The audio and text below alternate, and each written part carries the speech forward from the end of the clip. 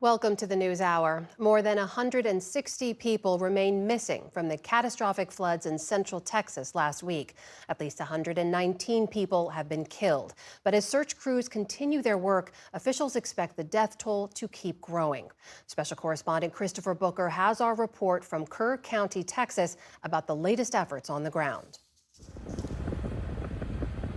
In the heart of Texas Hill Country, football coach Tate Damasco has found a way to give back. Who wants to eat? Through the nonprofit Mercy Chefs, Damasco is delivering hot meals to victims of last weekend's flooding. The first thing was, oh my gosh, this is where I live, look at it. The next thing was, how are we ever gonna get past all this? One of the families receiving help is Martha and Miles Murayama.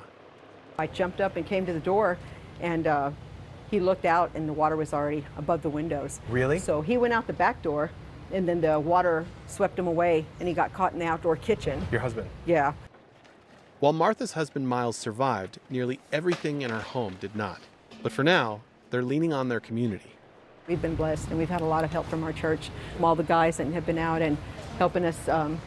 Day one, my daughter and I were ripping out floors, and we had some help from some friends and started cleaning up. Back at the Mercy Chef's kitchen, volunteers from across the country have prepared more than 10,000 meals since Saturday.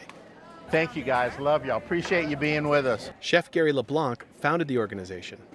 We hear so many of the stories. The ones that really hit me are the first responders that are in here, the search and rescue teams that come in to eat, and they sit, they take a few bites, and they put their head down in their hands. And then you ask them, how are you? And they just look up with this 1,000-yard away stare. And they say, you know, I've just seen things today that I can never unsee. Search teams are now using heavy equipment to peel away layers of tree and debris along the river and finding more victims, like veteran Bill Venus, who served in the Army for 33 years, or 21-year-old Joyce Catherine Baden, who was trapped in a house along the Guadalupe River on July 4th. These satellite images show the scale of devastation along the Guadalupe River.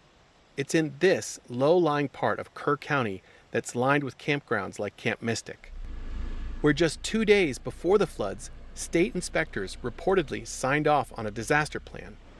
The details of that plan are unclear. Local officials continued to dodge questions about how and when the county alerted residents about the floods. According to local reports, an area firefighter requested a code red warning as floodwaters rose in the early hours of July 4th. But today, officials declined to give a timeline for when the county's code red system was activated. We're going to get that answer. And I know that's going to be asked over and over. Please understand that. You know, we're not running, we're not going to hide from everything. That's going to be checked into at a later time. I wish I could tell you that time. I don't know that time. And today, President Trump's nominee to the National Oceanic and Atmospheric Association said he would work to improve weather warning communications. For now, though, the search continues for families and a community seeking answers and closure. Amna?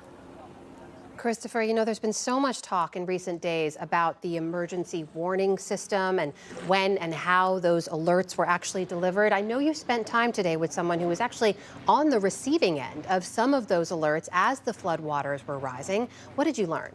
Yeah, Martha told us that she actually did receive an alert. The alert came through her phone around 4 or 5 in the morning, and her phone buzzed, and she said she actually thought it was an Amber Alert, so she reached over and turned it off. This alert came through really around the same time that she said her neighbor was calling her saying that there was a strange banging on her door. This is, of course, when the water started to come into her home. So when her neighbor called, that's when she actually woke her husband up and their story really started. Tell us a little bit more about Martha. I know it's been hard for you and the team to move around there given all the logistical hurdles. How did you connect with her? So we met Martha this morning when we were traveling around with Tate, the high school football coach. She lives in a community called Bumblebee Hills, which is in Ingram, Texas, just outside of Hunt, Texas. We actually connected with Tate this morning as he was picking up his meals before he started his deliveries. Now, Tate has been doing this since Saturday, so he's been able to move around rather freely.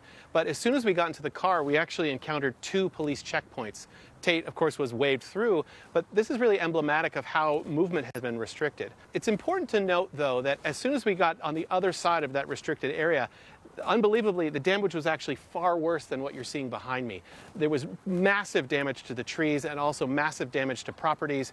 We saw boats flipped upside down. We saw giant sheets of metal hanging from trees. It was really substantial. Christopher, you mentioned the movement on the ground being restricted. We should point out you've covered a number of disasters before. You've been on the ground here in Texas since Monday night. Is there something different about the response there? I'd say there is something different. You know, in other disasters I've covered, there's always a location that serves as a kind of de facto central command. And this is usually where FEMA will plant their flag. This is where you can go for press conferences and basically organizational response. Here, our contact has been almost exclusively with faith-based organizations and state and local authorities.